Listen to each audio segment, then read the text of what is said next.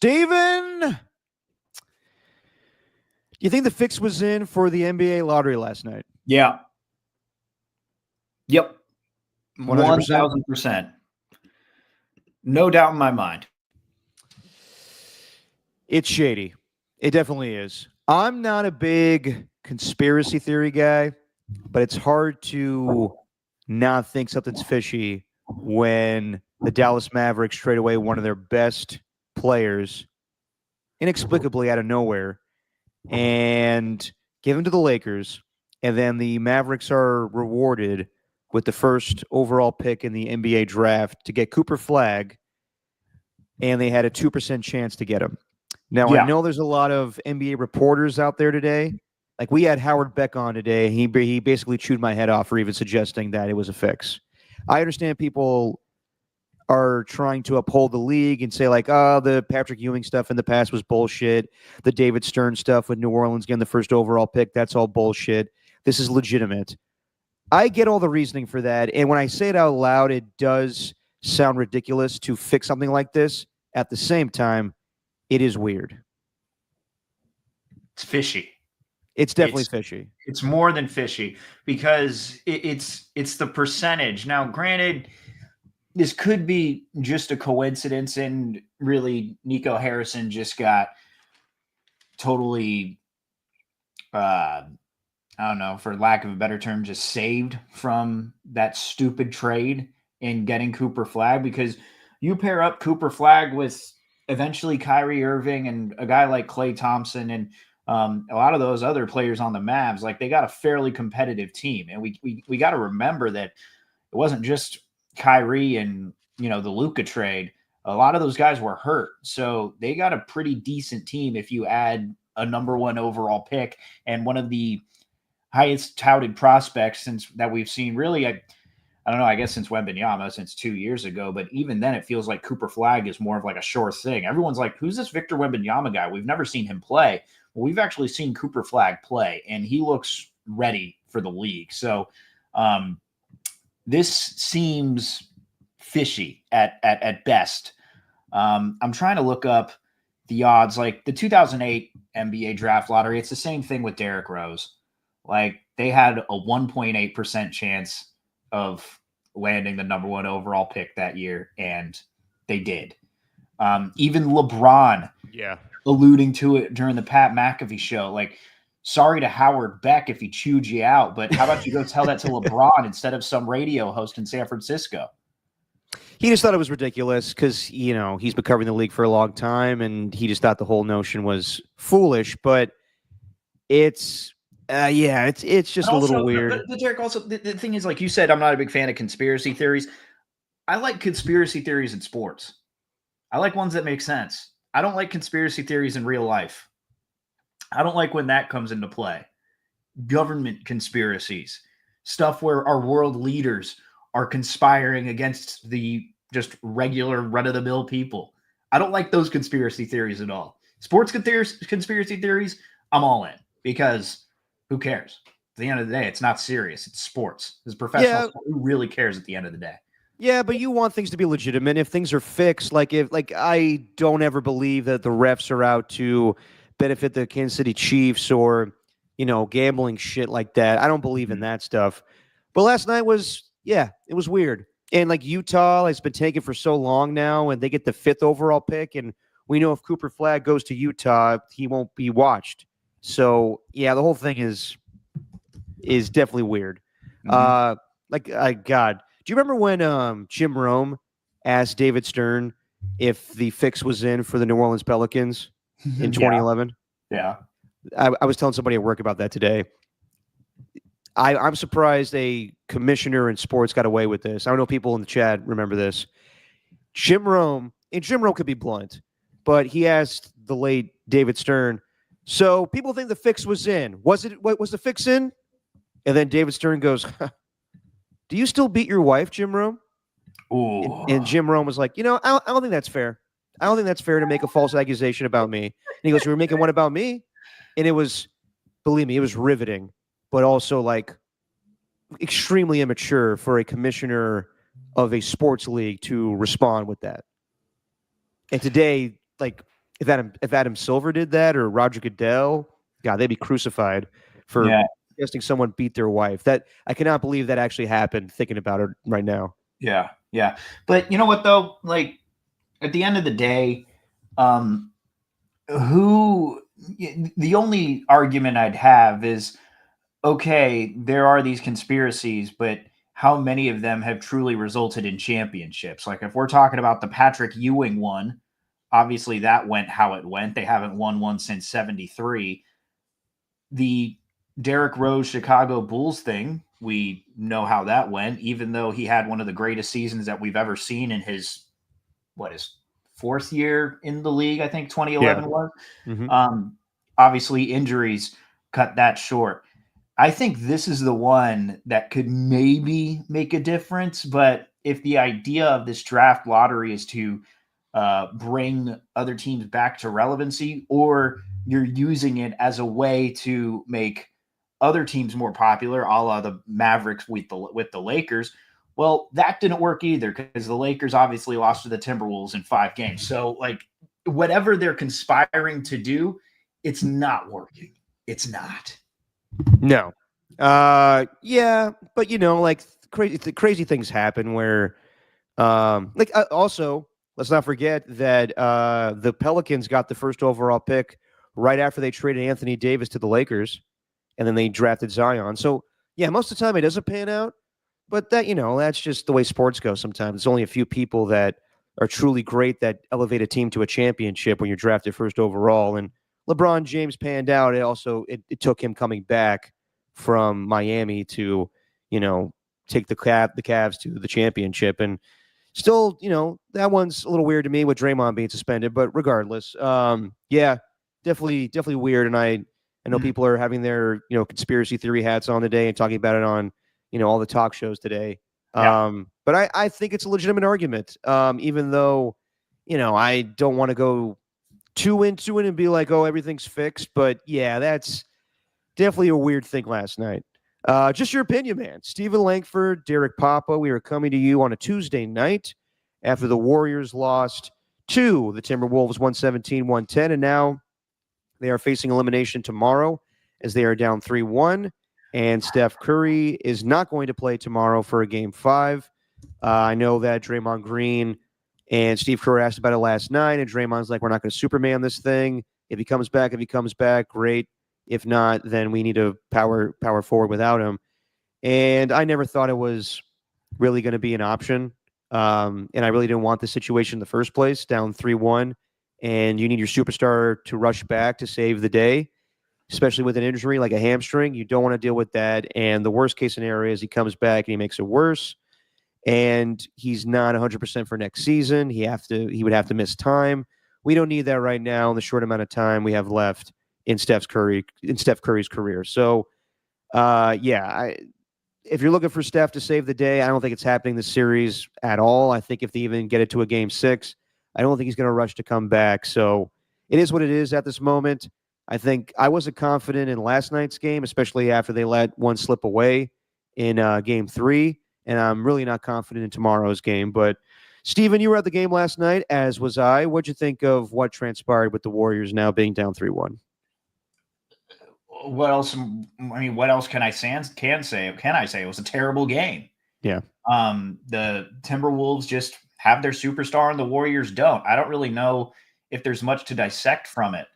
Like the guys that were thriving when the Warriors were winning towards the end of the season, talking like Quentin Post, Moses Moody, Brandon Pajemski, they've been no-shows. Jimmy Butler, I think, was obviously dealing with this illness that Steve Kerr was talking about, and they said that that's the reason why he took 9 shots or whatever it was. But I also think we got to remember that he had that deep gluteal muscle contusion, and Steve Kerr said at the time that he would be out for 2 weeks if this was the regular season, and I don't even think we're at the 2-week mark yet from when he had that injury. That's how slow time is moving with all these games. And with Steph Curry coming back for game 5, I don't know how anyone thought that was a possibility just because the Warriors are in dire need of their superstar. If anyone listened to him talk during that practice, he didn't say he'd be reevaluated on Wednesday. Like, that's what the team said. But what he said is the reevaluation process begins on Wednesday. So Yeah. we'll go from there, and that's when we'll actually take a look at it because I just need to rest. Like, there's no point in even looking at this thing.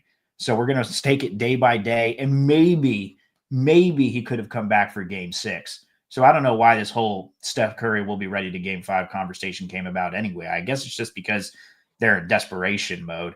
But I don't really see a point to it. It feels like this series is over. And I agree with you that it did feel like it was over after game 3 because it felt like the Warriors' best shot. And they just faded in the fourth quarter because they're old, they're tired. And the younger player like Jonathan Kuminga, who really didn't play at all, now he's getting 30 minutes a night. I can't expect him to just keep it going for all 48 minutes. It's a whole mix of things, man. No, I agree. I think it's a mix of them being old, the young guys not really being very good, and Steph just not being out there, and him being such a transcendent player where everyone else gets better around him. And yeah, I mean, I felt the same way after game 3, watching that game. I thought that they let one slip by. I thought that that was the game they were going to win. They had to win that one.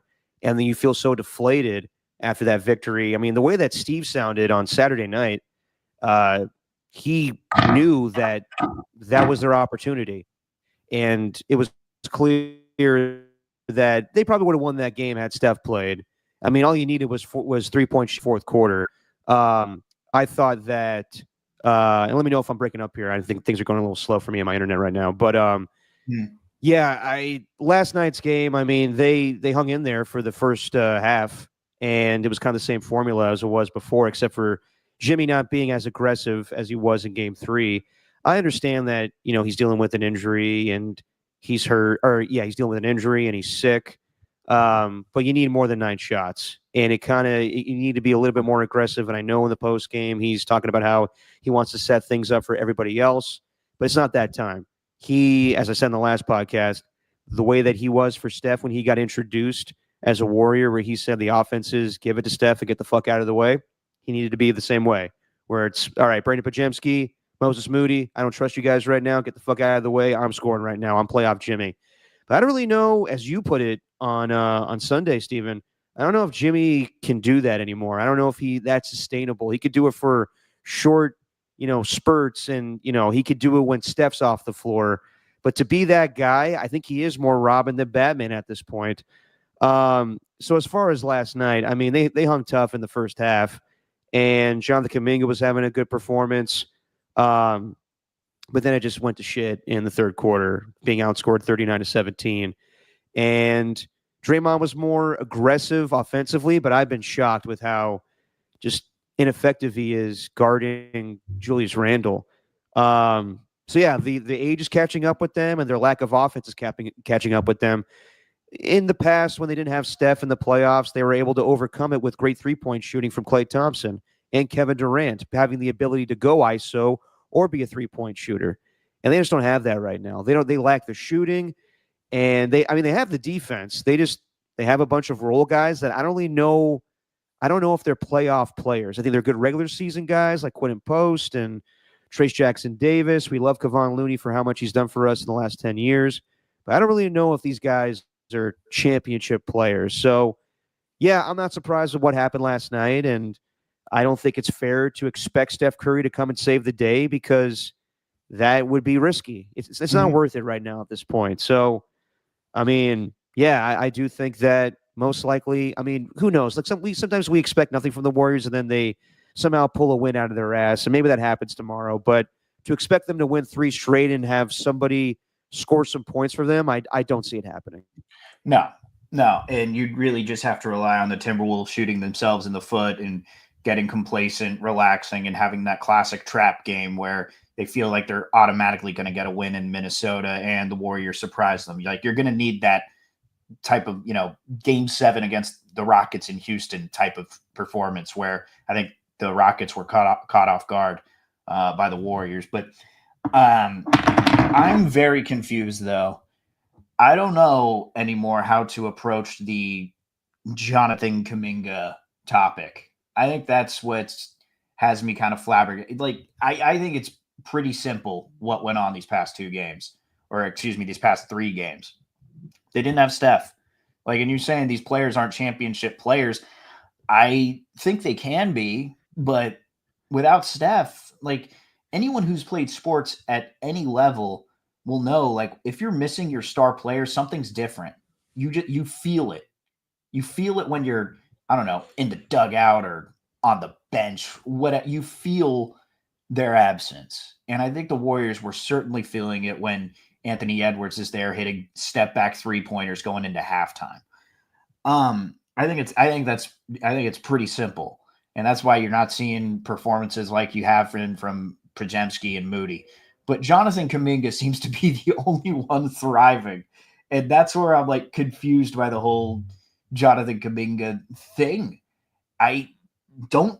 We've said it on this podcast before. I think he's a really good player, really talented, but is that going to translate into wins if he's having a good game? Because what I've seen is 2 straight games where he's scoring 30 points, but no one else on the floor can score.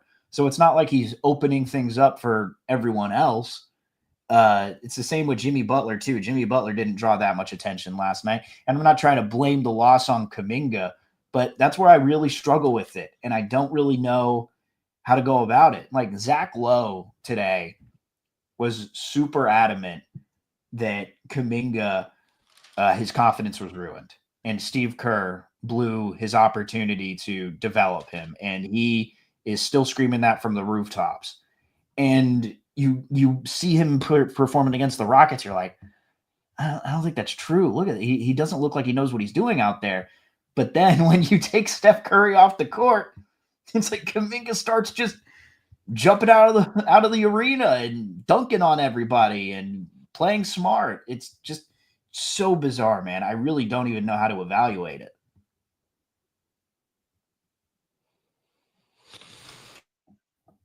Sorry, my internet is just totally shitty right now. I don't know. I don't think I caught anything of what you just said, Steve. Oh, fantastic. I'm going to leave the studio real quick, and then I'll come back in, and hopefully it speeds up. Hang on 1 second, everybody. Sorry about this. So it's just me and the listeners. Let me play some sound so I can just pass the time here because I haven't done this solo shit in a long time. But is anyone else with me, though? Because I've been like, we haven't obviously been giving Kuminga the most glowing endorsement as like a superstar on this team. I think we kind of agreed that the Warriors rejected his contract extension for certain reasons, but then last night you see what he did. You're just thinking, what the hell? Why couldn't this work with Steph? And you can give me the whole active offense, ball movement, blah, blah, blah. But like, listen, there's a lot of people who are questioning Steve Kerr, and I just don't really know how to go about that because I'd like to think that Kerr makes the right decisions. But when you see what happened last night, like this is one example. Kuminga didn't play in the Houston series, has 53 points in his last 2 games now. I don't know. Like Steve Kerr, usually I don't question Steve Kerr. This is a weird one, Chandler, because it looks like he might have been helpful all season.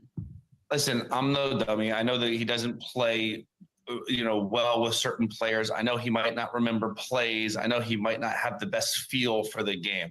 But that being said, he is so talented. He is exactly what they need right now without Steph out. He's a freak athletically. And again, I think the Jimmy trade obviously hurt his availability, just kind of doing similar things that Jimmy and Draymond do.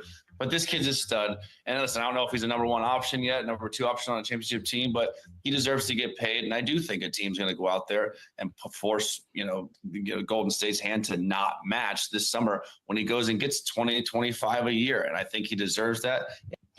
See, like now we're all talking about Kuminga getting paid after he had like 2 good games, even though he looked lost in the Rockets series. It just feels like we're almost being prisoners of the moment because we've watched Kuminga so much over the years. And I think we've all said the exact thing that they're saying, but they didn't give him a contract extension. And this year he's looking more like a sign and trade candidate than anything else. And by the way, Otis Bird, 97 chat questions Kerr pretty much every day. The 97 chat 95.7 chat pretty much questions everything every single day. There's nothing that works in that 95.7 chat. I'll just say that right now, that having worked there for a long, long time, it's the same with every sports radio station, I'm sure. But unless everything's perfect, there's always going to be a question, especially if they lose. No one wants to give Kerr the credit if they win. They just want to blame him if they lose because they need someone to blame. And I personally think the reality is, I personally think the reality is Steph was out. That's all you can blame right now. Did Kerr mishandle Kuminga? Maybe, but since when do we defend players who go to agents and go to ESPN and say that take shots at the head coach who helped you win a championship your rookie year? Like, how much do we defend that? We rarely ever do. God, people really love this dude. And I get it. I really do. I kind of get it because the talent is undeniable. I just don't know where to start with it. It's weird,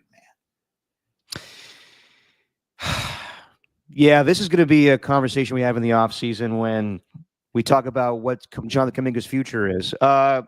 Look, I'm not surprised that he had good performances against the Timberwolves the last 3 games, to be honest. He's played great. But also, I know people are questioning why didn't he start the second half? Because that's just the way Steve Kerr's rotations are. And he really didn't have a good half. I think he was 2 of 7 in the second half.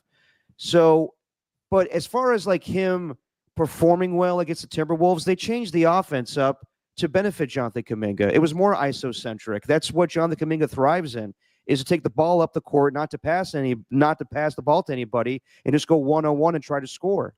And he's never really had success with Steph Curry on the floor. So I know that people that don't watch the Warriors for a good amount of the regular season are going to watch these nationally televised playoff games. And Kendrick Perkins and Chandler Parsons could go on their shows and say, I don't know what the fuck Steve Kerr's doing. He needs to get away from him and go to someplace else. Yeah, that's easy to say. But you haven't seen how this guy plays on the court with Steph Curry for the majority of the time, and how Steph throws his hands up in the air being like, what the fuck are you doing? When you play with Steph Curry, it's kind of like playing with an older quarterback, like a Peyton Manning or a Tom Brady, where the rhythm and flow has to be perfect. It's on their schedule, not your schedule. And I think Steph Curry has earned the right to ask that of Jonathan Kuminga right now.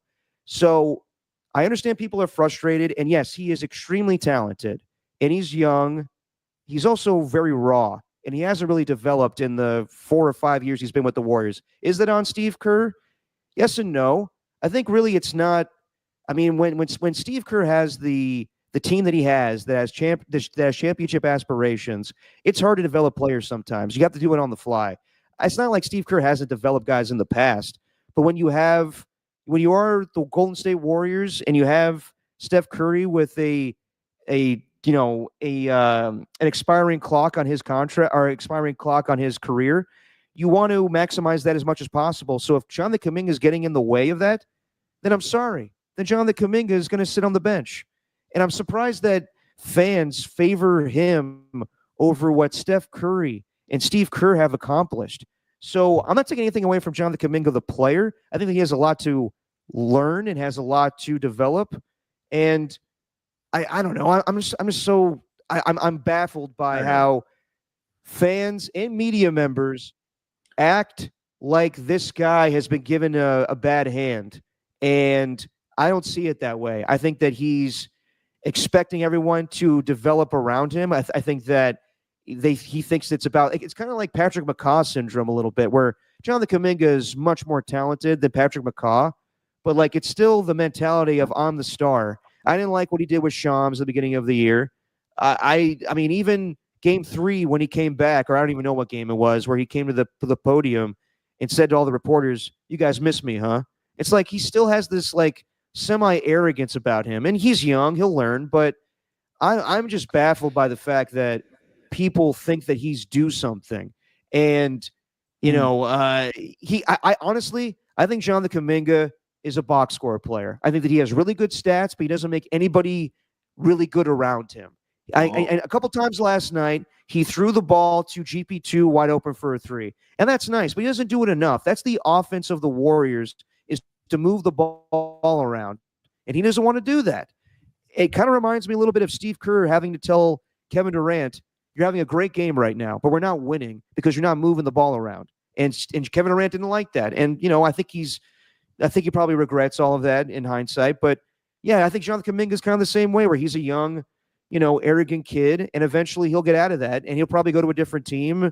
But yeah, I'm just baffled that people question Steve Kerr after he's won 4 fucking championships, and the guy has proven himself as a champion himself. And it's not just Steve, it's also Steph and Draymond probably telling him, we don't trust this guy right now. So yeah, as you could tell, I've been talking about this Jonathan Kuminga thing, and I'm so sick of it just because I feel like everyone thinks, not everyone, but a good deal of the fan base think that he's been screwed over, and I just don't see it that way.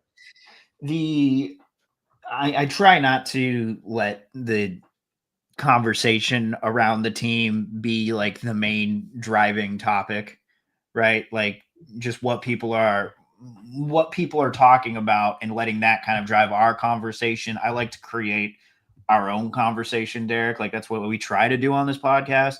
But I can't help but think that the one thing that really frustrated me more than anything, beyond the fact that the Warriors are probably done in the second round and we get to stop watching them in basketball, and Steph Curry with the hamstring, all that sort of stuff. Beyond all that, it just feels like we reverted back to the conversations that we were all having when they were losing.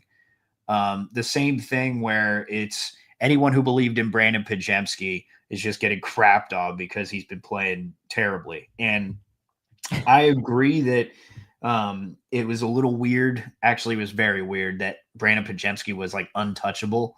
But for a majority of the games, he actually proved me wrong, especially when he came back from that injury. He gave you a large enough sample size to tell me that this dude was a decent player, and he wiped that all the way in the postseason. And I mean, look, there's no way I could defend what he's been doing. I think it's like Danny Emmerman had the tweet, and then I forgot. I don't even know what site this was. Automatic NBA on X posted like the worst field goal percentages in a 4-game stretch in the second round or later. And Podziemski's at the top, like 22.4%. It like ties Trevor Ariza from the Rockets in 2018. So like, I can't defend that, but we're reverting back to this thing where it's like, oh, Podziemski sucks, Kerr sucks, the Warriors sucks, Kuminga's good. They've done Kuminga dirty. We've just gone back to this old conversation that got really tired in my eyes. And I think what I'd ask those people is just, okay, well, what do you suppose they do? Okay, so you want to pay Jonathan Kuminga a max extension, and then you want to get rid of Steve Kerr and get someone more suited to coach Kuminga and build the team around him. Is that what you want right now? Because all this complaining about Kerr, like, it's too late. It's too late. like Kerr made up his mind. I just think the conversation is just, it's something to be mad about.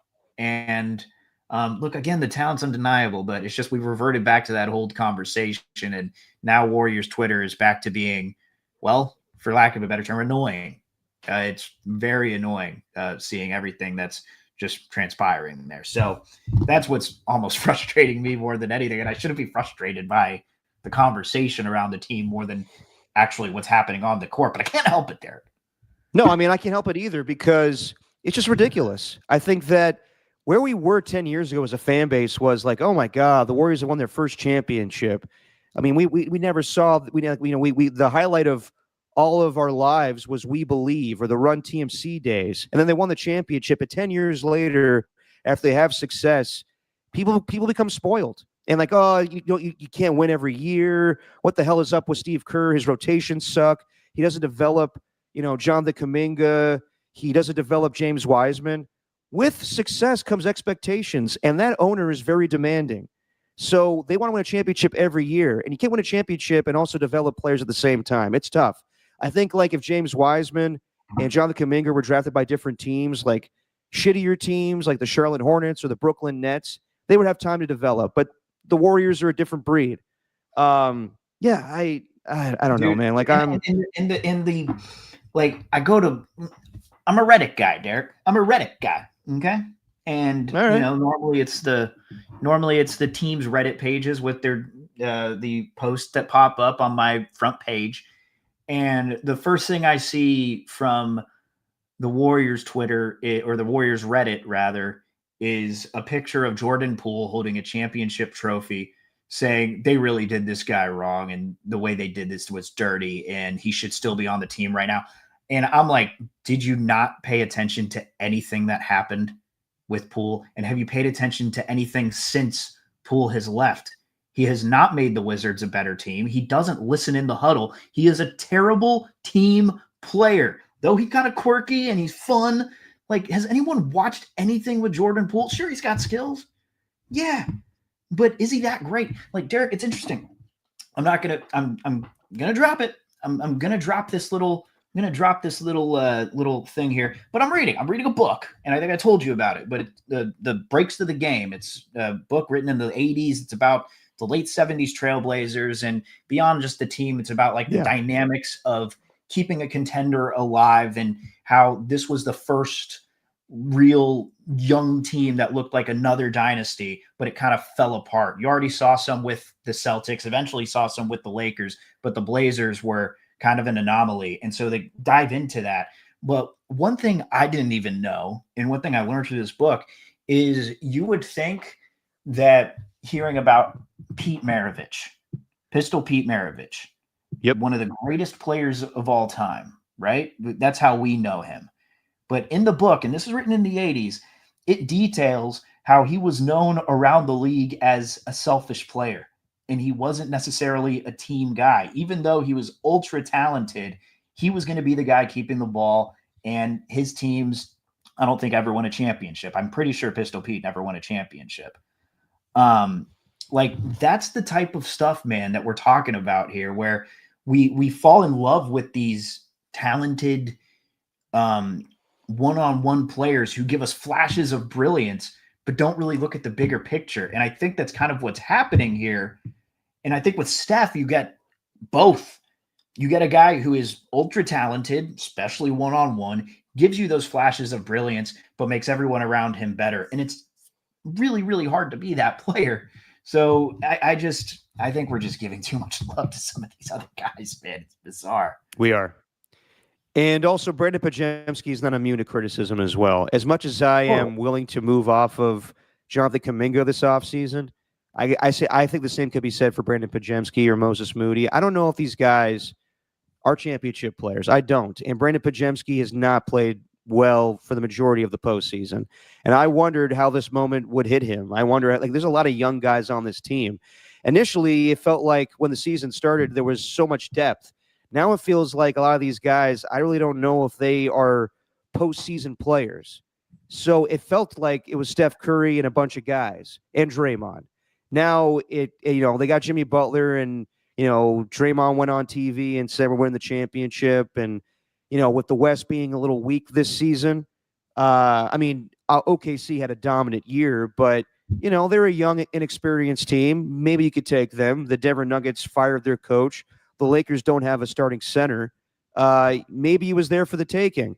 But in reality, like, when you think more and more about it, and I think you knew this better than I did, they're an older team and they're a very young team. And if one guy goes down, then the whole thing's going to fall. So to expect Jonathan Kuminga to, it was funny to me now, like Charles Barkley saying, like, if Kuminga can come back, then they're a championship contender. But really what Jonathan Kuminga, like, his best moments this year were when the Warriors were up big against Sacramento and he's able to close the game out. So I don't know, man. Like, are they going to have issues in the future because they don't have a lot of young, up-and-coming talent? Yeah, they will. But what this franchise is all about for the next 2 seasons is to win a championship for Steph, to get that 5th championship. And maybe they surround themselves with more veterans and maybe they'll be older. I don't know. Yeah, with the fact that they're, they look gassed after playing every other day, I don't know if that's sustainable. I don't know if they can win with so many veterans.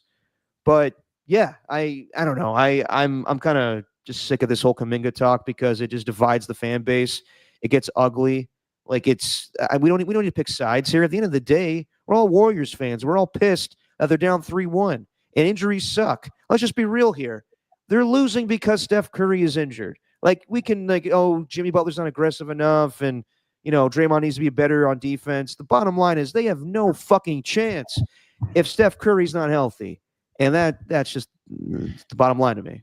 Well, I held out the hope that they would because of Jimmy Butler, but I think he proved pretty quickly that he's just not going to be able to do it for all 4 quarters, and they need help somewhere else. But you're right; we wouldn't even be having this conversation if they were actually, if Steph was healthy. And call me whatever you want for this, but I truly think that the Warriors would have won this series had Steph been healthy. Just that first quarter. He was just getting open like he hadn't the entirety of the Rockets series. And I think Steph was playing at an MVP level with everyone and going towards the end of the regular season. It looked a little different against the Rockets because the Rockets were really good defensively. But I just think the Warriors, they wouldn't have had an answer to stop Steph Curry, kind of like the way the Warriors don't have an answer for Anthony Edwards. And that's what I'm saying. Like if the Timberwolves were missing Anthony Edwards, I think the conversation around it would largely be, well, we missed Anthony Edwards. This season is just kind of a moot point. It's not, can Jaden Daniels lead this team if Anthony Edwards gets traded? Exactly. Or is Nickeil Alexander-Walker, is he a starting guard? What needs to happen with Rudy Gobert? Rudy Gobert needs to be on the move. Like, I don't think it would be that. It's just, hey, we're missing our superstar. Like, what do you want us to do? And by the way, Anthony Edwards, he's just so – it's not just what he does on the court, man. It's the way that he talks after the game. It's like he has this confidence about him, a hubris, if you will. But hubris would imply that he's like being disrespectful. He's cocky, but he's not arrogant. He's like confident in the best way. Yeah. Where he's answering questions after the game. Like everyone's the quote that's being shared around right now, I think is being taken way out of context is the Steve Kerr quote, where he told Edwards that we're not going to draft you first overall. And that quote's being shared a lot. And I think that's missing a lot of context where it sounds like Kerr doesn't just crap on players like that. At least not from what we know. And from what it sounded like in the pre-draft workout is that he knew Anthony Edwards had a chance to be a star. And he told him and trying to motivate him in a way where he's like, hey, dude, you're not working hard enough. I got guys like Steph and KD. They're champions. Look at the way they're working. Look at their ethic. Like, you got to match that if you want to get to where they're at. So I think Steve Kerr was using that as a motivating tool rather than just saying, we're not going to draft you. Like, I just think that's being taken way out of context. And then let me get to the I had this pulled up, but I exited out of it because Spadoni sent me a first look at Nicolas Cage and Christian Bale as John Madden and Al Davis. So we'll get a look at that at the end. Don't look at it now, Derek. We have a trailer for that? Derek, no trailer, just a photo. Don't look at it. Don't look at it. Yeah, I need to take a look at that. Okay. We'll save it. That's a tease. It's a tease. Don't look at it now. Just save it. I'm not. I'm trying to find the ESPN interview though, the post game. Well, let me just say this real quick about Anthony Edwards and we played that clip on the show about him saying that Steve Kerr motivated him by saying you don't work hard enough. If anyone's taking that as like disrespect towards Anthony Edwards, he's been open and saying that motivated me being a better player, and he loves Steve Kerr.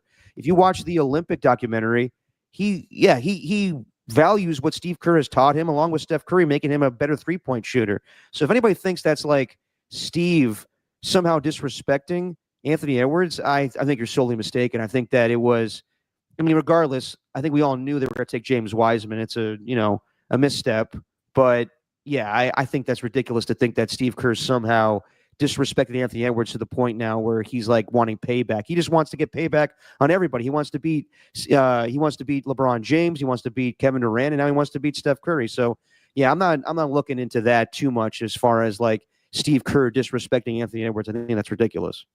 Yeah, I saw that shared around a lot. It's just, this is what I'm talking about. He's confident, but he's also like respecting the previous generation, which you just don't see in a lot of, industries. Played like a loser.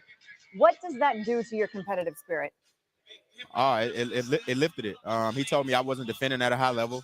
I needed to be better offensively, create for my teammates, create for myself, and be more aggressive. So I came out and tried to do that. you also came out in this game, and we saw you practicing the night very early on. Then you went out and hit the 6 threes in this game, including the buzzer beater at the end of the first half. What was your strategy when it came to the threes tonight? I mean, it's the same every night, man. Let it fly. I work on it, man. Like I told Steph, I was working with him all summer, man. So big shout out, big credit to him, man. You know, so he influenced me to be able to shoot the ball really well. So I went back in the summer and started working on it once I left him, and I got better at it. So just let it fly. Oh, they created a monster, man. He's been taking like 10 threes a game this year, which is like four more than he used to take on average. Yeah, I mean, I had my doubts about them winning this series before Steph Curry's injury, and now, I mean, it seems damn near impossible. But if I'm being completely honest, it's not like if the Warriors lost to the Rockets, that would have been tough because I think the majority of them are punks. Like, I think they're solid players, but like Dylan Brooks, fuck you. And like just all the shit talk that was going on in that series, I don't really have a lot of respect for a lot of those players. But Minnesota, like I have a lot of respect for Anthony Edwards. I think he's a really good player. Dante DiVincenzo used to play for the Warriors. Julius Randle, you can't say anything about. He's kicking Draymond's ass. And Rudy Gobert, despite how much Draymond dislikes him, he's playing pretty well right now. Where in the past with Utah, he was not the same defensive player of the year he was in the regular season to the postseason. So I don't have an issue with the Minnesota Timberwolves. I like their brand of basketball.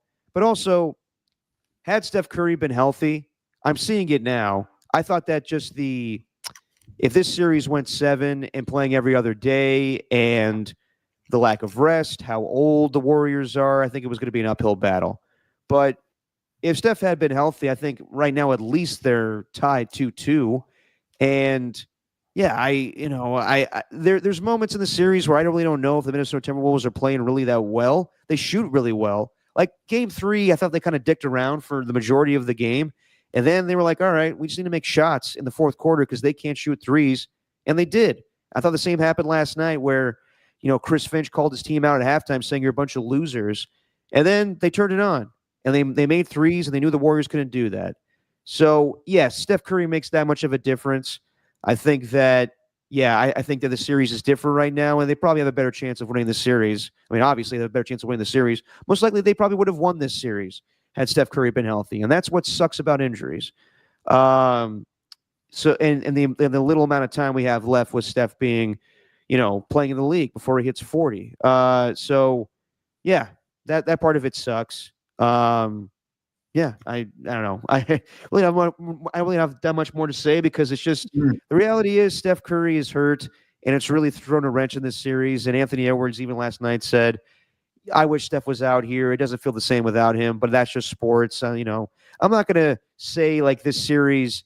It's not the same. Like it is not the same. It's not. I know I'm rambling here. I've just been talking about this all day, so excuse me if I'm tired. But it's just that, yeah, I mean, the Warriors have benefited from injuries in the past, and the Warriors have been hurt by injuries in the past with Toronto and that series. But, yeah, the worst thing in sports is to lose in the playoffs when you have injuries. You feel way better if you go down knowing that you played your damnedest and the team was just better than you. I don't know if I could say that right now about the Minnesota Timberwolves.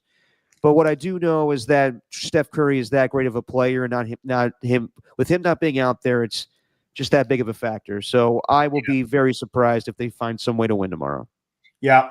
And I'll kind of not put a ball in this conversation if you have anything else, but I think I'll just admit, I was dead wrong about Julius Randle in this series. I didn't think he was going to be a factor. Yeah. Felt kind of validated after game 1. He hasn't been great from 3 this year, but he's been averaging like 23 points per game or 25 points per game, I think. Maybe 24. And he's got like a 53 effective field goal percentage. He has been outstanding. And last night, I mean, even though we're talking about Edwards too, Randall led them in scoring, and he felt like he was kind of doing whatever he wanted. Looking like a prime Julius Randle that thought you'd see with like the Lakers or something. So shout out to him. Was dead wrong about him. And I think like Steven Adams, Derek, this is another guy who I'm shocked that he is my age. Julius Randle is, oh shit, he's younger than me? Same age as dude. He's younger than even I am. He's 30 years old. Oh God, I hate knowing that He's been information in the now. league for years. It feels like he's been in the league for years. Oh, I know. trivia question.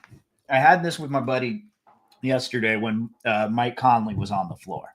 Because John, who joined this chat, John Wright, he was at the game, so I want to go say what's up. Nice.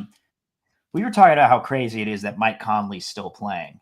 And he was taken 4th in the 2007 draft. Can you name the top 5 picks in that 2007 draft? The first 2 should be easy. And I gave you another one with the 4th in Mike Conley. But who are the top 5? Because this is kind of wild. 2007. 2007? Yeah, just look at Otis Bird, and that should give you. Yep, there you go. See, they know the first 2. They know the top 2. If you want to look at the chat. Oh yeah, okay, yeah. Okay, yeah. Kevin Durant, Greg Oden. I thought it may be that draft. Kevin Durant. Who was 3rd? Do you know who 3rd was before Mike Conley? I don't. My NBA draft knowledge is not great. So it was Greg Oden, Kevin Durant, Al Horford, Mike Conley, and then Jeff Green. Yeah. Isn't that wild? Now Jeff, like I was surprised when Conley was out there still doing it, and Jeff Green is playing the Andre Iguodala role with the Nuggets right now. I don't know if anyone's been watching these Nuggets games in the playoffs, but Jeff Green has kind of become like a de facto coach, as a player coach. He's reminded me so much of Iguodala during that 2022 run. Yeah, we talk about Jeff Green on the Grizzlies back in the day? Yeah. Damn, he's still playing? Yeah, he's with the Nuggets, but he's not playing. Again, he's in the Iguodala role. Yeah, I have not noticed him on the Nuggets whatsoever. I forget sometimes that God, who's my guy? Big dude from the Clippers back in the day, still on the Nuggets. With Blake. DeAndre Jordan. DeAndre Jordan. Okay. Yeah. Still playing. By the way, that Nuggets and Thunder game is going on right now. That series tied up 2-2. Excuse me. Even though Rocket. He's a Rocket. Sorry, Rocket. I saw him on the Rockets. He was doing it in Houston. He was doing it from the bench in Houston. That's where I saw it. Jeff Green was on the Nuggets previously. I got mixed up skills. I apologize. Thank you. No, all good. That series tied up 2-2, and the Nuggets are leading right now 66-63. I did not plan on the Pacers and Knicks going to the Eastern Conference Finals, which now the Pacers have eliminated the Cavaliers. And man, with how dominant their season was, to have 60-plus wins, 64, I believe. Donovan Mitchell got injured a little bit, but he played tonight. But man, Tyrese Halliburton and what the Pacers are doing right now. If you think Adam Silver fixed the lottery, I wonder if he'll fix these conference finals so he the smaller markets of OKC and Indiana don't make it to the finals, because I know that would be like his worst nightmare. But I know we're upset with Steph Curry and his injury, but he'll be back. I mean, I think it's the smart thing for him not to rush back. And if he tears a hamstring, like Dak Prescott missed the majority of the season because he had a torn hamstring. It was severe. I don't know what's going to happen to Steph Curry if that happens to him at 37 years old. And right now, we need him fully healthy for the last few years of his career. But what Jason Tatum is going to go through now, and thank God he got his championship a year ago, but to tear his Achilles, rupture his Achilles, and have it be this late in the season, and he'll miss all of next year, that's crushing for the Celtics. So I know we're all upset and injuries suck, but I think the Celtics definitely got. I mean, it's not catastrophic, but it's damning to what their chances are going forward. And I think most likely now the Knicks will advance to the Eastern Conference Finals, but that's a huge blow for Boston. Oh yeah, huge, and it's going to bleed into next season for a good chunk of next season. This changes everything, man. They invested a bunch into those two guys, him and Jalen, and now that injury was tough. Like, someone said yesterday, the crappy part about this is we like making fun of him, even though he hasn't really done anything wrong. Like, Tatum's just kind of an easy guy to look at and criticize. But with that injury, that's just, it was especially since he was proving everyone wrong. Like to have 42 points still with 3 minutes to go, he would have been the guy closing that game out. I think the Knicks had a pretty sizable lead by that point, but still, that was actually the entire everyone was pretty silent in the Warriors media room right before the game, like because that happened when there was like 15 minutes until tip off, and everyone was fairly silent in the media, like just, oh my god, what happened? Mark Spears, he doesn't know who I am, but Mark Spears was sitting to the side and he goes, "Oh damn, what happened?" And then I was like, Achilles probably. He's like, "Oh shoot, Achilles." And then I saw him talking on ESPN about Tatum's injury. So his sources. It was all you, man. What the injury was, better credit me on Sports Center. Hey, I know Mark. No, Mark needs to give needs to give nice guys due. No, Mark's a good dude, but that'd be hilarious. He was like, "Man, I was watching the game and I saw Jason Tatum rupture. I didn't know what the injury was, so I looked at this the skinny guy in the media room, and he told me what was up." Yeah, he had a comb over. He was just like he looked like the average dude. Yeah. He just broke his fork trying to cut some pork belly. It was weird. I did. I broke my fork. I was trying to cut there was like praised pork belly, and I cut my fork. It was really embarrassing. That'll happen when they give you plastic forks and knives. I understand that. It's all good. It's snapped. It was straight snapped, and I look over, and it's like, the San Francisco Chronicle crew right over there. And I'm like, "Hey, Scott, nothing to see here. Sorry, Ann. Sorry, Ron. Sorry." That's where you just don't give a damn. You just go for that pork belly with your hands, man. It is what it is. Dude, I should have eaten it like a ostrich. Just poke my face into it. Oh yeah, no. That definitely would not give anybody looks. As far as Jason Tatum now being out for the foreseeable future, I know that. I mean, do you really like this report from Shams Charania when it comes to Giannis? It's not even like Giannis. We're going to Giannis. Well, just briefly, because I know that Warriors fans have always loved the idea of Giannis becoming a Warrior, and he's definitely not hidden the fact that he loves himself from some Steph Curry. But I don't think the Bucks have anything that the Warriors have right now. I just don't think, like, do they really want Jimmy Butler? Do they really want Draymond Green? Like, that's not enticing for the Bucks. I don't think there's really a good scenario for the Warriors to trade for Giannis. And at the same time, if you see Jason Tatum go down, don't you want to stay in the East? Don't you think if you're the Milwaukee Bucks, don't you think it's a good opportunity now with the window open to possibly make some aggressive moves this offseason and build around Giannis? And also, I think the more likely thing, if Giannis were to get traded, I know we're all fixated on the Dallas Mavericks getting the first overall pick and thinking the draft lottery is rigged. But what about San Antonio getting the second overall pick? Could you move that pick to get Giannis and then possibly like trade Stephon Castle to Milwaukee? I'm throwing all these scenarios out there where I just don't think, like, the report itself, Shams Charania being like, Giannis is open to the idea of possibly playing for a new team. I'm not there yet. Unless I get like a firm report from somebody saying he demanded a trade, I'm not going all in on the Giannis speculation. Well, I think there's some merit to it, though. His agent clearly went to Shams and said, "We're actually open to exploring trade possibilities and maybe seeing what they could get."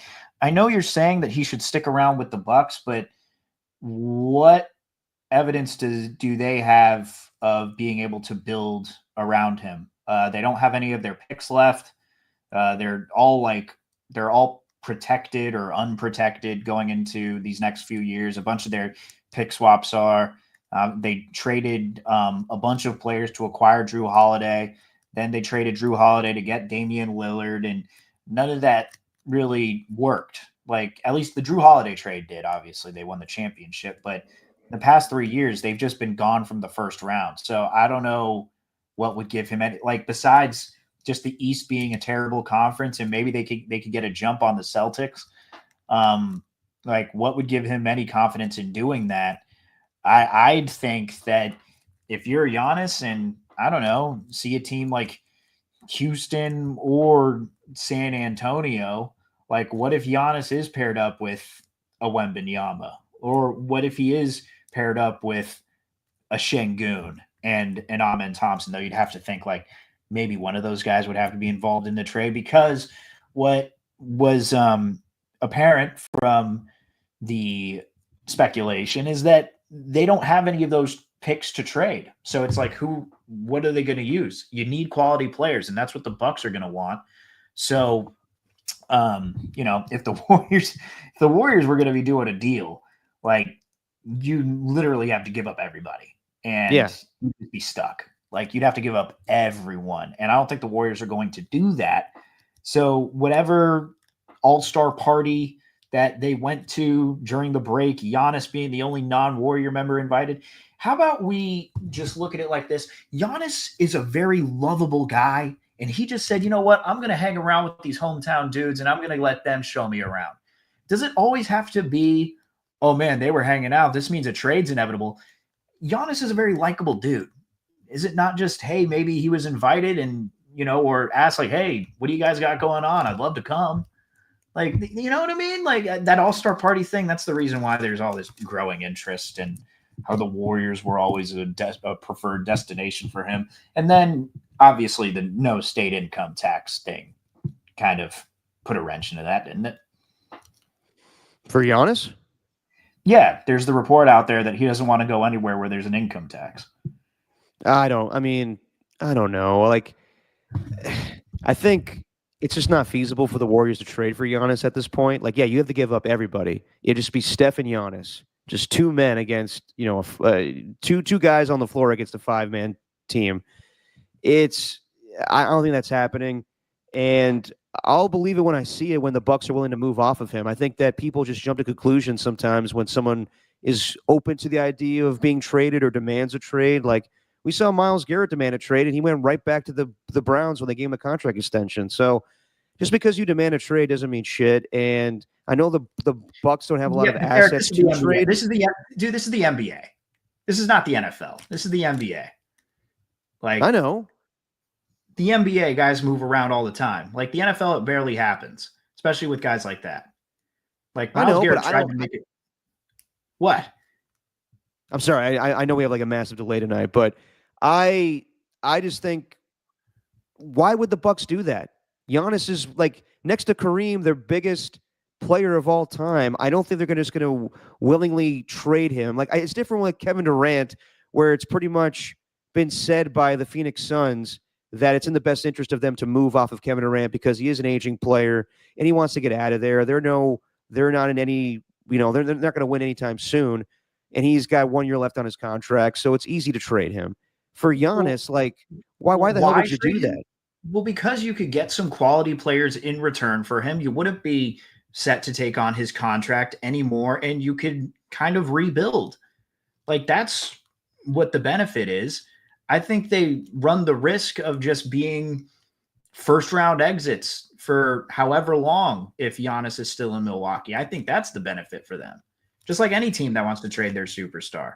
It's been 4 straight years of them just trading, adding, building, and it's just resulted in first-round exits. And who knows what Dame Lillard, Dame, I don't know if there's anything to this, but Dame posted like a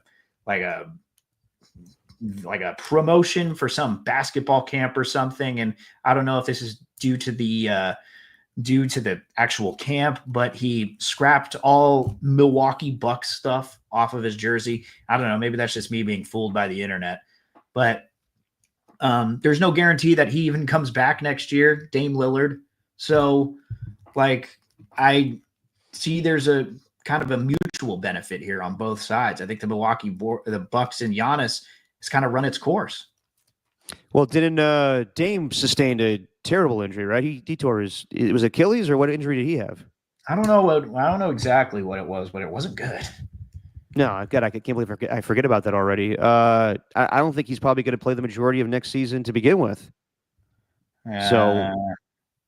Yeah, it's an Achilles. So, yeah, there you go. Same situation with Jason Tatum. So, yeah, I understand why people are. Yeah, it's not a good situation in Milwaukee right now, but I think it's easier said than done to trade Giannis. But I agree with you, Steven. I think that, yeah, people get traded all the time in the NBA, but if I were the Bucks, I just wouldn't do that willy-nilly. Like, you need to get a haul for him. Maybe it isn't the best interest for him to move on, but at the same time, until I get a report from Shams Charania where he's like, he does not want to go back to Milwaukee. It's over. There's no chance in hell he's going back. To have the report of he's open to the idea. I think a lot of players are open to the idea. It's the NBA, for God's sakes. Guys move teams all the time. So, yeah, I'll believe it when I see it when Giannis is going to get moved. But I understand why people are talking about it. We're still in the playoffs, though. But I understand, like, in the NBA, when there's player movement, that's, the biggest topic.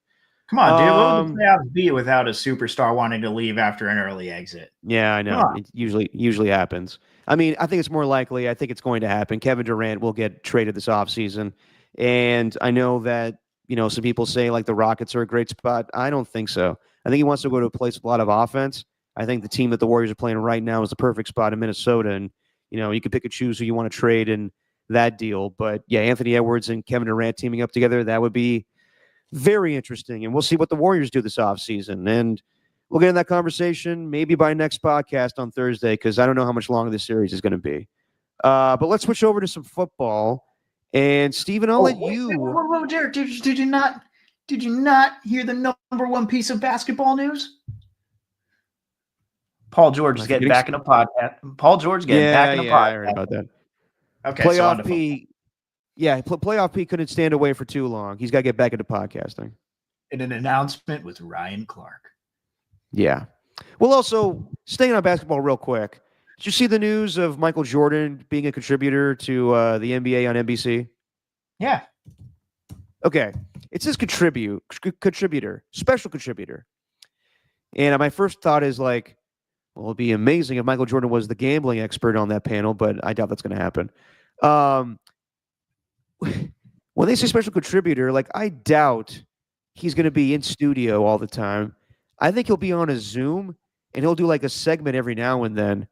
I mean, like, that's what, networks are going to do, like, to make themselves, seem legitimate. And, the NBA going to NBC is a big deal with, I mean, basically during the 90s, Michael Jordan was on NBC all the time. So it's fitting that he's going to do that. But I don't think it's going to be as frequent as people think it's going to be.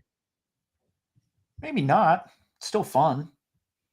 Yeah, but I think it's going to be like Wayne Gretzky on the NHL on TNT postgame show, where he just looks tired and like he says like little things every now and then. But I doubt, with how much money Michael Jordan has and knowing that he could do whatever the fuck he wants with his life, and how much like I Michael Jordan, the analyst, God, I can just vision it now where he's like, it's like his Hall of Fame speech where he's like, these guys aren't as good as me.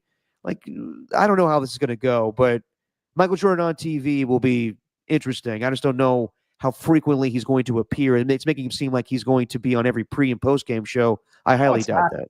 No, it's not. No, it's not. No, it hasn't been made out to be that. It's just people overreacting to everything. Like, NBC has announced it as such. He will be a special contributor. Like, they didn't say he's going to be the full-time pre and post game analyst like Carmelo. They just said he's going to be a special contributor. Whoever's reading into that, people are reading into that wrong. Like, that's not the network's fault. Blame the masses for that one. Okay, I will. That's fair. I think, well, that's what I'm doing. I'm blaming people that jump to conclusions. The fact that Michael Jordan's like going to TV, not that it's a huge deal, but like Rich Eisen's going to take his show to ESPN. And people are like, look at Rich Eisen leaving NFL Network. He's not leaving NFL Network. He's staying on NFL Network. It's just that ESPN is starting this new streaming service, and Rich Eisen's show has jumped around from like the DirecTV channel to Roku to now this ESPN streaming service. And ESPN wants to capitalize on every midday show. They took the Pat McAfee show. They're taking the Rich Eisen show now too. But it's not like, I know Rich Eisen hasn't worked with ESPN for 20 years, but it's not like he's going to be on ESPN. They're just taking his show and moving it to a streaming platform. But also at the same time, I fully acknowledge that NFL Network is slowly dying, and the league would rather showcase ESPN over NFL Network, which is sad. But I'm glad I got out of there when I did, because that place is just going under. But yeah, it's not like Rich Eisen is leaving NFL Network to go work for ESPN again. That's not the case. Right. My favorite thing with MJ was Stephen A. His reaction on First Take. I'm not going to No, play what do you it, say? but I'll reenact it. I'm going to take Stephen A.'s acting chops from soap operas. And Law and Order. Did you see that? I did. A little over the top for like a scene where he's telling like his client, stop giving money to your entourage. It was way like it was not bad acting, but a little over the top. No way. Stephen A. being over the Yeah, top.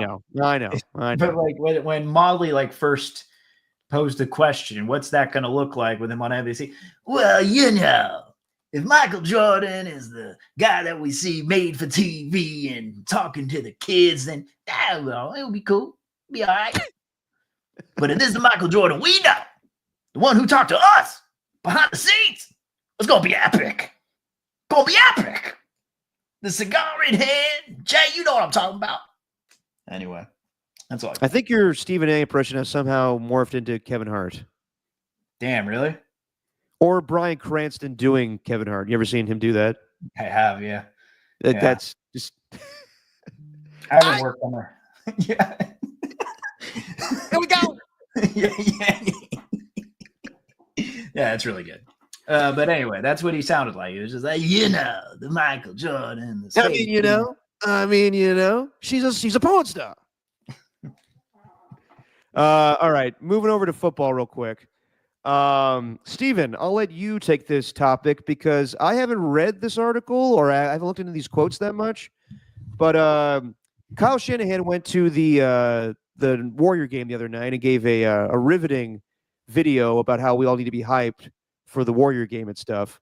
But I guess I don't know, you know it better than me. He kind of alluded to the fact that Mac Jones could be a starter in this league again. I mean, I think there's too much made of it. I know I put it in like the little gesture of pity, man. What does this mean? Probably means nothing. It probably means nothing, but a lot of, NBC Sports picked it up and obviously NBC Sports Bay Area for that matter, but Pro Football Talk, Mike Florio did too. Mm-hmm. Talking about Clay Kubiak, and I don't have the video of it. So Clay Kubiak has been with the 49ers front office or not front office, but with the coaching staff in some capacity since that 2021 draft. Going back to college, we obviously studied Matt coming out, and we thought very highly of him and his skill set as a thrower and the things he did in college. Then obviously as a rookie, what he did in the NFL was very impressive. Mac's a really good thrower. He stands in the pocket. He's a strong guy, and he's really smart. And so he's got a lot of traits that we like for a starting quarterback. His career has kind of gone up and down a little bit the past couple of years, but we saw the same things in Jacksonville that we loved about him as a college prospect, and that really excites us. And he's doing a great job. And I think Mac's capable of being a starter in this league. And so he's going to help us if he needs to. He's probably just answering a question about Mac Jones and what he looks like. But has this ramped up the pressure for Brock Purdy, Derek, going into this season? Yeah. I didn't know that it wasn't even Kyle Shanahan saying this. This was Clay Kubiak. Clay Kubiak. Yeah, I don't put a lot of stock into this. I think it's just him hyping up his backup quarterback and him being asked about it. And if Kyle did say something about this, then I think it's kind of just, him also hyping up Mac Jones, but also using it as a negotiation tactic to say, all right, Brock, if you don't sign the contract, then we'll move on to somebody else. But it hasn't gone to that level yet. And it sounds like it's only a matter of weeks before this contract gets done. So, yeah, I have really no opinion about that whatsoever. Is there a matter of weeks until this gets done? Is it? It sounded like that. Although, every day it doesn't get done, you think like, when the hell is it going to get done? But as far as like, it sounded like it was going to like couple weeks ago, ever since the voluntary workouts, but nothing has gotten sorted out yet. I know. It's not a big deal until they go to training camp. And if he goes to training camp, he doesn't have a deal, then it will become a talking point. But I think until then, Brock Purdy is not as demonstrative as Brandon Ayuk or even Trey Hendrickson right now, going scorched earth on the Bengals, releasing statements and then showing up to minicamp saying they're all full of shit. I don't think Brock Purdy would ever do anything like that. I think Brock Purdy's just too much of a team guy, so he's going to show up to OTAs regardless. But, yeah, I think this will get done eventually. Yeah, Yeah. But hey, look, man, if he struggles, watch out, because I think you're right in that Kyle Shanahan wanted Mac in that 2021 draft. Did they need to trade up to third to get him? No. But this is the guy that he always wanted. And if Purdy has a drop off in any way, which I don't really envision, I think Purdy's going to be decent as long as Christian McCaffrey's there fully healthy. And he's got, Ricky Pearsall and Brandon Ayuk coming back and all that. But if he struggles and if he proves to be the reason that they're losing games, it could get, dicey over there in 49er land. Yeah, if they give him the contract, I don't think that there's any reason for Brock Purdy to be concerned about his career going forward. Mm-hmm. Mm-hmm. But we do have a big old schedule release coming out tomorrow, Steven, and get excited because I know you usually are about, dates of football games happening months in advance. And don't worry, everybody, we're not doing a show tomorrow night because the Warriors are playing an hour and a half after the schedule is released. So consider yourself lucky, Steven. But we do have leakage. We do know that the Eagles and Cowboys will open up the season. I think that's kind of cliche. I wish that the Eagles opened the season up against like the Lions or somebody that actually was good a season ago, but it's the Cowboys, so that makes sense, I guess. We also got some Christmas Day games. There's going to be 3. The Broncos will play the Chiefs. Black Friday, there's the Bears and Eagles. The networks release some of the games we're going to have this season. So we'll get the schedule tomorrow, and then we'll talk about it more on Thursday's show. But yeah, Why? Why not? You see me falling asleep. No, because my connection's terrible tonight, so I really can't see whatever the hell you're doing right now. Who cares about a schedule? Like, look, the draft stuff, I kind of play that up a little bit, right? Like, I don't care for pre-draft analysis, but I enjoy the draft. I hate even more schedule leaks. I don't care. I don't care. 5 minutes, most. Maybe it's interesting. But, like, the videos, they're all right. They're cool. I enjoy those. But a schedule release, don't promote that because no one's going to want to tune in for that. Steven, Jesus Christ, you underestimate the power of the NFL. People want to talk about the schedule release. Of course they do. No, they don't. Nobody does. I don't. No. You don't. Your co-host doesn't. You don't.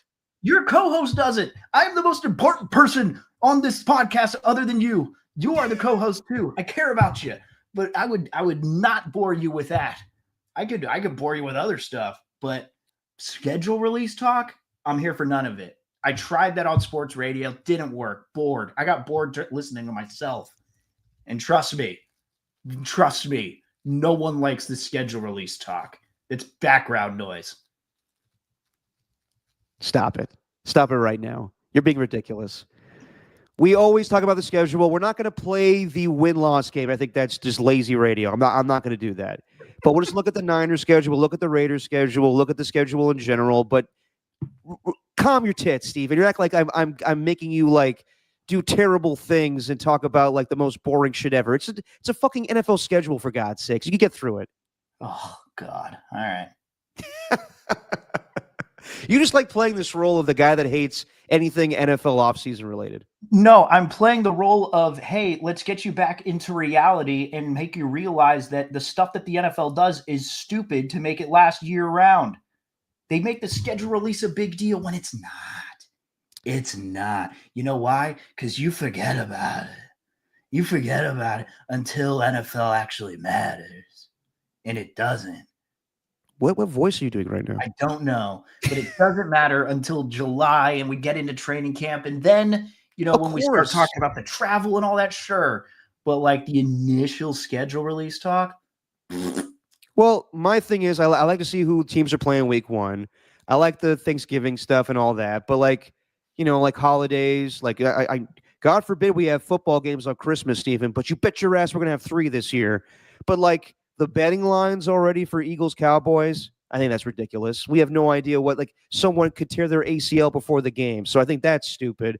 We're not going to play the win-loss game. I know I already said that, but we're just going to look it over. And maybe there'll be a few amusing schedule release videos. You see the one with Gruden? No, I'm kind of over Gruden now. There's too much Gruden. It's too much. but when he opens a box, we all watch. And there's a teaser one where the Tampa Bay Buccaneers drop a box off on his front porch. He's like, schedule release. Let me open this up, man. See what we got here. So that will be tomorrow. Yeah, it's amazing how much he likes teams that give him things. Yeah, I know. It's not even like that special of what he's doing, but like him just listing off players that went to that university. He'd be like, man, look at this thing, man. Look at all this. Ohio State, free shit. Yeah. Where the hell out of this? Yeah, it's too much. Like, I love Gruden, but it's got to be in moderation for me. There's way too, like, it's too much. It's a oversaturated market of Gruden right now. Yeah, oversaturated market of everything. Like, that's why Barstool got old to me. All their stuff got old. It's Gruden getting old. You just run these things into the ground. It's like, I don't need, like, it's interesting with podcasts when you really think about it, especially the ones who do like a lot of them. Like, for example, Rogan doing like 12 hours a week. People literally listen to this one man talk for 12 hours every week, which is just wild to me. And the sports radio thing, like, obviously you got your radios and you're listening to everyone, but I guess that's how it's always been. But like with podcasts, it feels like you have to, I don't know what I'm saying, but it's just, there's a lot. Yeah, Rock a New Era on here. Copes would definitely shut down Derek on NFL schedule talk on KMBR. Not the case, my friend.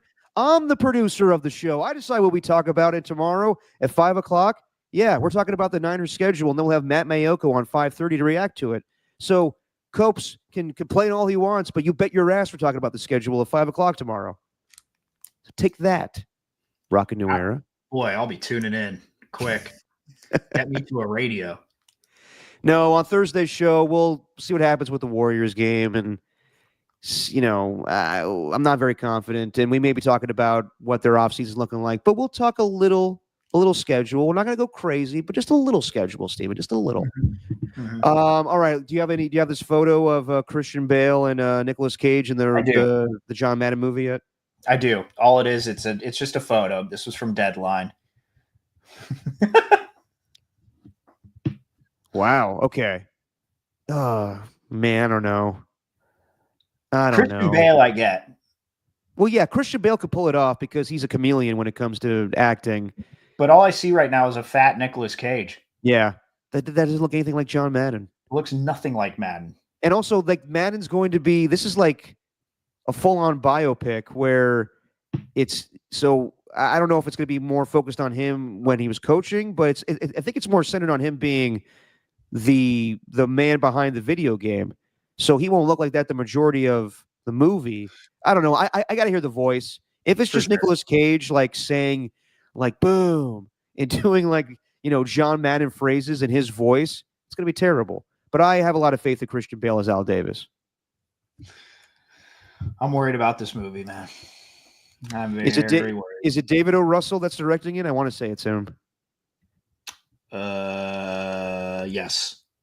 Yeah, so he directed Silver Linings Playbook and Three Kings. Was it The Fighter? Is that the one with Christian Bale and Mark Wahlberg? Yeah. He's made good movies. This could be good, but if you're not really a sports guy, you direct a sports movie, you better get the sports right. So, especially in a biopic, if you don't sound like the guy, you lose me. So, yeah, we'll see about that. Nicolas Cage, it's been doomed from start to finish, man. We'll see. We'll see. It's a very weird casting choice. I think originally it was supposed to be Will Ferrell, but and I would have bought Will Ferrell. I mean, like, at the time, I think we all said, like, Will Ferrell as John Madden is interesting, but I buy that a hell of a lot more than Nicolas Cage. All right. Lastly, before you get out of here, Pete Rose is eligible for the Hall of Fame again, and I don't know. Like, some people say it's fair because he was banned for life, so when he dies, he's able to go in now. And it's him and Shoeless Joe Jackson, who, of course, was, you know, part of a notorious betting scandal as well. But yeah, I mean, I think he has to wait. He's passed away, obviously, but I think the family of Pete Rose has to wait, I think, 2 more years. He won't be eligible until 2027. But kind of interesting by Rob Manfred to make this move today. And I've said all along, I think that baseball's Hall of Fame is way too gatekeepy about steroids and gambling. I think if you were just a good player, you should be in. You have to be a great player, obviously, but the fact that Barry Bonds isn't in and Roger Clemens and all these great players, I think is ridiculous to me. Well, it's pretty fascinating though, Derek, because I was watching a new thing that I really enjoyed watching. You want to talk about like inundated? I've been just like binging this guy's YouTube because he doesn't have that many videos out yet. But Jeff Pearlman, he's my favorite sports writer, at least in terms of his books. I just think they're so easy to read. They're digestible, straight to the point. And he's been doing a lot of this on TikTok in kind of short increments. And I don't have TikTok, so I haven't really watched them. But now he's got a YouTube channel and it's a podcast, but it's fun watching the YouTube. It's called the Press Box Chronicles. And there's one he does on Barry Bonds. And if you hear some of these stories about Bonds, it's more than just like he was a dick to the media. Like it's a lifetime of being like kind of an asshole. And Pearlman kind of dives deep into it, where he's been like this since Arizona State, really. And when you hear that, you're like, is that really a reason he shouldn't be in the Hall of Fame though? Probably not. It shouldn't be, man. I mean, some of the stuff is pretty bad. Like the way that he treated people was terrible. No, I know. I mean, like I think we talked about it on this podcast. I like Jeff Pearlman a lot, and I think that I think he was on with Chris Long in a podcast where he was talking about how he wrote the book for Winning Time and the book for the Larry Riley Knicks in the 90s. And he wrote a book on Barry Bonds. It was unauthorized, and I think Jeff Pearlman like did some research on Bonds and found like a phone number, a contact for his nanny or somebody or his aunt, and then he asked Barry Bonds about it, and he was like, "Nope, you're lying. I don't know that person at all. She's not real." And Pearlman was like, "No, she's real. I talked to her, and she knows you." So I know Pearlman had, like dead mother in Cub Scouts. You mean, is that the one? Yeah, yes, exactly. Yeah, the dead mother in Cub. Yeah. He's like, dude, I literally just talked to her. Exactly. Dude, I don't know her. That kind of stuff. Is that a reason I'm in the Hall of Fame? No, but it can't be understated that when we say these guys were jerks to the media, they were jerks with a capital J. Yeah, and that happens sometimes. I think that as we were talking about earlier, Anthony Edwards is very cordial with the media, but a lot of players were not. But I don't think that should, stop them from going to the Hall of Fame. Totally.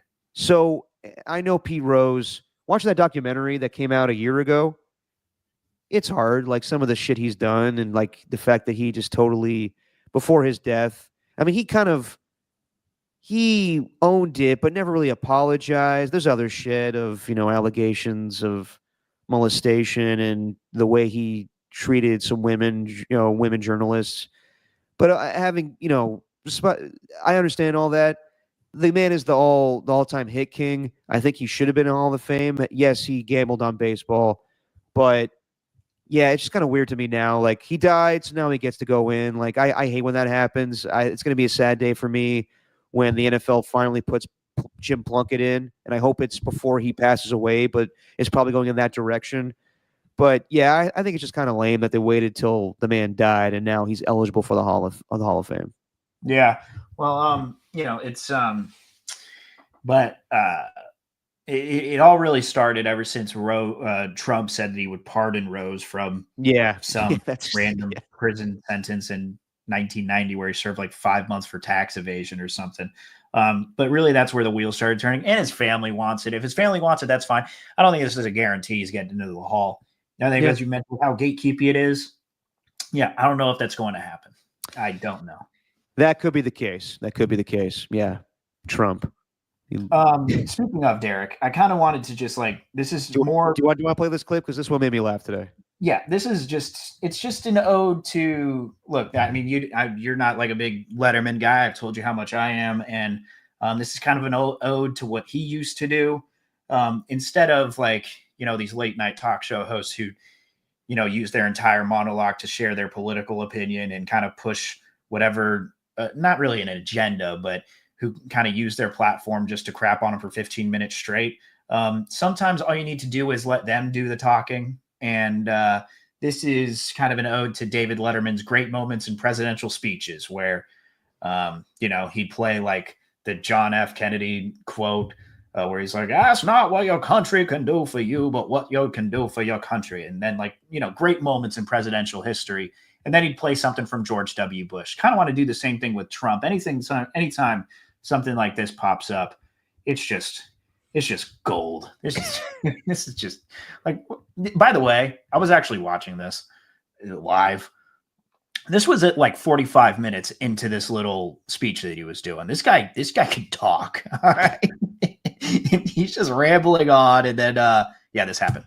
I mean, I'll tell you a story. A friend of mine who's a businessman, very, very, very top guy. Most of you would have heard of him. A highly neurotic, brilliant businessman, seriously overweight. He takes the fat shot drug. And he called me up and he said, President, he calls me, he used to call me Donald, now he calls me President. So that's nice respect. But he's a rough guy, smart guy, very successful, very rich. I wouldn't even know how we would know this, but because he's got comments. Said, President, could I ask you a question? What? I'm in London and I just paid for this damn fat drug I take. I said, it's not working. He said, I just paid $88. And in New York, I pay $1,300. What the hell is going on? He's a very, very rich man, very powerful man. He's also very fat. He's a fat piece of shit. He took the fat shot drug. You mean Ozempic? Yeah, that thing. He's really overweight. You should see this guy. Flabby. He's got big old man tits. I love how he just mumbled under his breath. He asked me a question. What? And then he just says, what? It's too much, man. Yeah. All right. Before we get out of here, last podcast that we were kind of disconnected, you did a pre-recorded video that I jumped on live. You, sir, said that my theory of Derek Carr potentially coming back in a year because of financial reasons was ridiculous. But my man Ross Tucker backed me up on this. He believes the same thing. Do I have to play this? Is this me? You don't have to. I'm just, I'll say the gist of it. Hang on. Ross Tucker, would you want to play it? Yeah, I can. Just to give me vindication. If I could find it. He said it along with Diana Rossini. Yeah, this is Ross Tucker, who Steven loves in his ball cannon. This is him talking about how he believes that Derek Carr may be coming back in a year. The ball cannon. I missed the ball cannon. Things to me here. Number one, NFL players do not voluntarily give up $30 million. Nobody does, which means that the Saints made it clear to Carr and his representation, if you just have the surgery and go on IR, we're going to fight this. We're going to file a grievance because you didn't tell us in March that your shoulder was bothering you. When we redid the contract, you weren't working out here when you felt the discomfort. So that's number one. Number two, because of that, I'm not 100% convinced that Derek Carr never plays football again. This might be a financial short-term marriage. We'll see what ends up happening. I'm not saying he will. I'm just not 100% convinced that he won't. Lastly, if there was ever a year for the Saints to hit the reset button on their salary cap and get things back in order, this would now be that year. I agree. And like I said, Diana Rossini said the same thing. She believes that it's a little fishy that he just retired like this right after the draft. And, financially there's something involved with this where he gets $10 million, but just gets, foregoes the $30 million that the Saints were going to give him. Now, also, there is a report out there that says that Derek Carr is definitely not coming back in 2026, but I'll believe it when I see it. That's all I'm saying for now. All right. I thought you were going to bring up the fact that what happened with your passport? Oh, we'll save that for next time. Getting a real ID is such a fucking pain in the ass, and I haven't had a passport since I was a baby, and mine expired in 1998. So I have my scheduled trip to go see my mom in July, and it's a pain in the ass to get on a flight these days, I tell you. Well, you got till July. So I know, but like you know what's going on with this administration. Like, to plan on getting your real ID or passport in time, I don't know. And I think I'm going to have to expedite getting the passport. I set up a real ID appointment, but I've heard a lot of people say like it's been horror stories where people have made appointments and then like the DMV's like, we don't have any record of you getting an appointment. So we'll see what happens. But do you have your real ID yet, or do you? I mean, you have a passport. I know that. No real ID yet. I still need to get that.